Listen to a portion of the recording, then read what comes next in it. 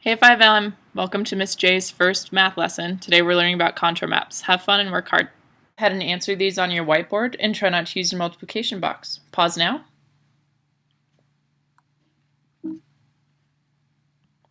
Okay, so here are the answers for those practice problems. If you had any trouble, try them again or raise your hand and someone will come around and help you. So for today, our learning target is I can interpret a contour map. I want you guys to think to yourself about what a contour map might look like. A map titled Average Yearly Precipitation in the United States on page 380 of your SRB. Go ahead and pause now and do that.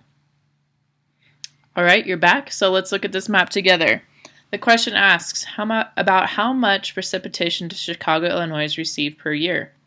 First, we're going to look at our key here, yearly precipitation in inches. We're just going to get ourselves accustomed with the different colors. And now we're going to look for Chicago, Illinois, which is right up in here.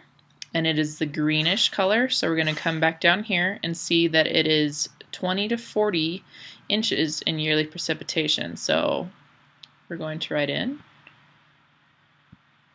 20 to 40. So now let's answer a couple more questions with the same contour map. About how much precipitation does Dallas, Texas receive per year? Well, as we did in the previous map, we are going to look at our key and familiarize ourselves with the colors. And then we're going to come over and look for Dallas, Texas, which is right here, which is also the same as Chicago in this light green color. So we are going to know that Dallas is going to be 20 to 40 inches as well. So I'll type that in here. 20 to 40 inches. Now let's move on to the next question. Which part of the United States receives the most moisture? We come down and we look at our key and we see that this blue color means most moisture. And if we look, there's moisture here in the southern part of Florida. This part right here is the Gulf of Mexico down here, so we're going to call this the Gulf area. We can see in Hawaii that there's a little bit here, and we can see most of it is up here in the northwest part of the United States, but we also see that the southern part of Alaska has quite a bit as well. So we're just going to say the northwest, and we'll say the Gulf as the main places. All right. Now our next question, which part of the United States receives the least moisture? So we're going to come back down to our key and look, and we see that this dark color right here says fewer than 10 inches.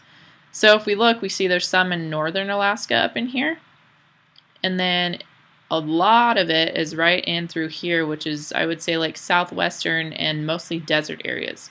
So we're going to say the southwest and desert areas for that. All right. Now let's look at the growing seasons of the U.S. map. Now I want you guys to think, what is a contour line? Now a contour line is a line that kind of divides these different shades of colors, and it just represents different areas. And like in this map, it shows the different growing seasons. In our previous map, it showed yearly inches in precipitation, and it's invisible lines that kind of divide where, like in this one, where precipitation is at, and in this current one, the growing seasons. Now I want you guys to answer these questions on this contour map on your own. Go ahead and pause now and do that. All right, hopefully you guys were able to get these answers. We'll go through them together just to make sure. What is the average length of the growing season near Houston, Texas? Well, first of all, we're going to familiarize ourselves with the key, as I hope you guys did, and then we're going to come to Houston, Texas, which is down here, and it's in the dark green. So we're going to go up here, and we see that dark green is 9 to 12 months. Now, what is the average length of the growing season in Chicago, Illinois? And we found Chicago earlier, and it is right here, and it is in not this super light green, but kind of in the middle. So it is, we'll say it's the 5 to 7 growing season. And what is the average length of the growing season near Dallas, Texas? Well, we've already been in Texas, so we'll come back down to Texas and we see Dallas.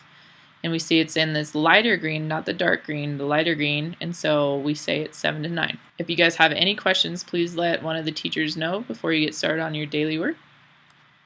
Because for today, your assignment is to complete page 187 through 188 in your math journal independently. You'll be using the maps on page 380 in your SRB.